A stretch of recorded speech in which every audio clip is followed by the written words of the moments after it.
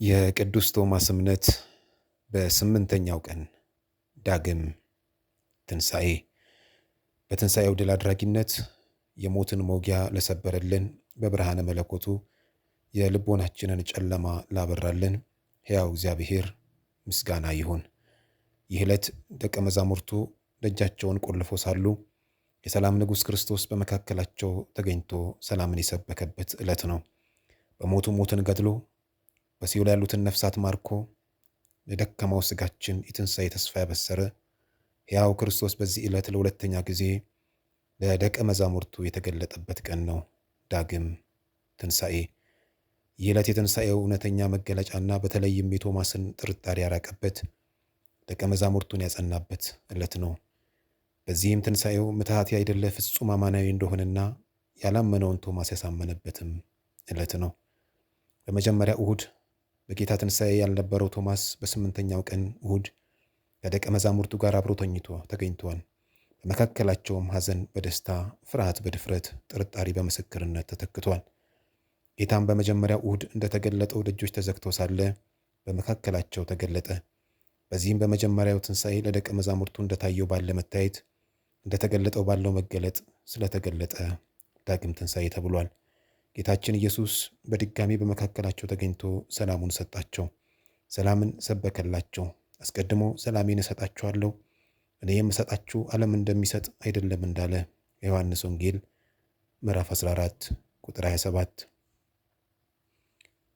ዛሬ ለሁላችንም የጌታ ሰላም ያስፈልገናል። በልባችን የጸና እውነተኛ ውስጣዊ ሰላም ያስፈልገናል። ለቤታችን፣ ለትዳራችን፣ ለማህበረሰባችን፣ ለሀገራችን ብሎም ለዓለማችን የእግዚአብሔር ሰላም ያስፈልጋል። ዓለም ሰላም የምትሰጠው በሮች ሲከፈቱና በነፃነት ስንወጣ ነው። ክርስቶስ ግን ሰላምን የሚሰጠው ተጨንቀን በሮች ተዘግተውብን ባለንበት ወቅት ጭምር ነው። ጌታ ቶማስን እንዲህ አለው፣ ጣትህን ወደዚህ አምጣና የተቸነከሩ እጆቼን እይ አለው። ይህ መለኮታዊ ጥሪ የቶማስን ጥርጣሬ ብቻ ሳይሆን የሁላችንንም ድካም የሚፈውስ ቃል ነው። ደጆች ተዘግተው ሳሉ መግባቱ የክርስቶስ ትንሣኤ ዘለዓለም መሆኑን የሚያስረዳ ነው። እንደ አልዓዛርና እንደ መበለቲቱ ልጅ ትንሣኤ ለድካምና ለሞት የሚገዛ ሥጋ ሳይሆን ረቂቅና መለኮታዊ ኃይል የተዋሃደው ትንሣኤ መሆኑን ያስረዳል። በሌላ በኩልም ደጆች ተዘግተው መግባቱ እርሱ የሰላም ንጉሥ መሆኑን ያሳያል። ደጅ ሳይከፈት ድምፅ ሳይሰማ ገባ። ሰላሙ የጸጥታ ብቻ ሳይሆን የውስጥ እርጋታ መሆኑን ልብ ይለዋል። ቅዱስ ጊዮርጊስ ዘጋስጫ ዘከመ ወፃ እምከርሰ እሙ እንዘ ኢይትሐጐል ማኅተመ ድንግልናሃ፣ ከእናቱ ማኅፀን ማኅተመ ድንግልናዋ ሳይለወጥ እንደተወለደ አሁንም ደጆች ሳይከፈቱ ገባ እንዳልን፣ እንዲሁም ጌታ ከመቃብር ሲነሳ ድንጋዩ ሳይፈነቀል መግነዙ ሳይፈታ ማኅተመ መቃብሩ ሳይለወጥ እንደተነሳ ሁሉ አሁንም ደጆች ተዘግተው መግባቱ ያንን ማኅተብ ለማጽናት እንደሆነም ቅድስት ቤተ ክርስቲያን ትመሰክራለች። እነዚህ ውብ መለኮታዊ ቃላት ዛሬ ለእኛ ትልቅ ትምህርት አላቸው። በፍርሃት ለተዘጉ ልቦች ሐዋርያት አይሁድን በመፍራት ደጃቸውን ዘግተው ነበርና እኛም በኑሮ ጭንቀት፣ በበሽታ ፍርሃትና በሞት ጥላ ውስጥ ሆነን የልባችን ደጅ ብንዘጋ ጌታ ግን በሮቹን አልፎ ሰላም ለእናንተ ይሁን ይለናልና። በሕይወታችን ደጆች የተዘጉ ቢመስለንም የክርስቶስ መለኮታዊ ኃይል ግን ግድግዳውን በሩን አልፎ እኛ ጋር ይደርሳል። በእኛም በኃጢአትና በጭንቀት የተቆለፉ የልባችን በሮች አልፎ ሰላሙን ይሰጠናል። ጌታችን ቶማስን አልተቆጣውም፣ አልገሰጸውም፣ እንዴት አታምንብኝም ብሎ አላረቀውም። ይልቁንም ስለ አንዲት ነፍስ ሲል ዳግመኛ በስምንተኛው ቀን ተገለጠ እንጂ። በዚህም ጌታ የጠፋችውን በግ ፍለጋ እስከ ሲኦል እንደወረደ ሁሉ የጠፋችውንም የቶማስን ልብ ለመመለስ 8 ቀን ታገሰ። ዛሬ ብዙ ዓመታትን ታገሰን፣ ነገር ግን መንታ መንገድ ላይ ቆምን። ከጥርጣሬያችንም እስክንመለስ ድረስ በምሕረቱ ይጠብቀናል። ጌታችን ጣትህን ወደዚህ አምጣ አለው። ስግው ቃልን መለኮትን የመዳሰስ ምስጢር ነው። እጆቼኒ ማለቱም በፈቃዱ ስለኛ የተቀበለውን መከራ ምስክር ለማድረግ ነው። ምንም እንኳን ትንሣኤው ሕመምን ያስወገደ ቢሆንም የቁስሉ ምልክት ግን ለዘላለም የፍቅር ምልክት እንዲሆን አድርጎታል። ጌታ በጎኔ አግባው ማለቱ ከአዳም ጎን ሔዋን እንደተገኘች ከሁለተኛው አዳም ከክርስቶስ ጎንም ቅድስት ቤተ ክርስቲያን በደምና በውሃ መገኘቷን በጣት ተረዳ ሲለው እንደሆነም አባቶች ገልጠው ያስተምራሉ።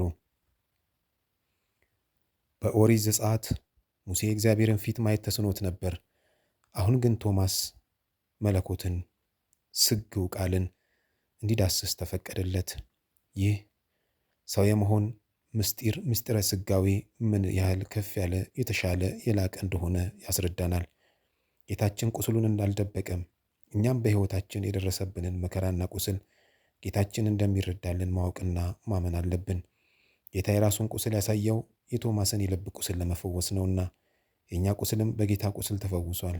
በእርሱ ቁስል እኛ ተፈወስን እንዲል ትንቢተ ኢሳይያስ ምዕራፍ 53 ቁጥር 5።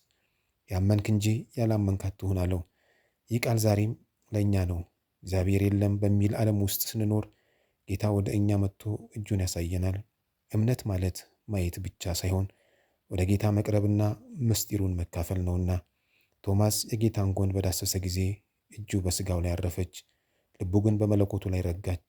ጌታዬ አምላኬም አለ። በዚህም አምላኬ በማለቱ የባሕርይ አምላክነቱን፣ ጌታዬ በማለት ደግሞ የፍጥረት ሁሉ ገዢነቱን መሰከረ።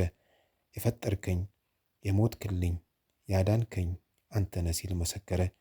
ቅዱስ ዳዊት በመዝሙር 34 ቁጥር 23 ላይ አምላኬ ጌታዬ ሆይ ብሎ የተነበየው ትንቢት ዛሬ በቶማስ አንደበት ተፈጸመ።